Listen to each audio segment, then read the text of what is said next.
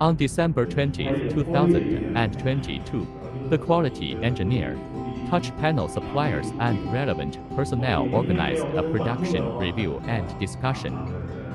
For the 5-inch project used for smart home, it was found that the LCD module display turned yellow during the production and the lamination process. Engineers conduct a professional analysis of the cause of the problem.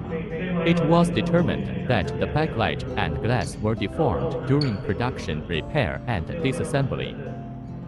In response to this phenomenon, a long-term improvement plan, online defective product processing plan, follow-up inspection and interception plan, and after-sales processing plan have been determined. Each department performs its own duties.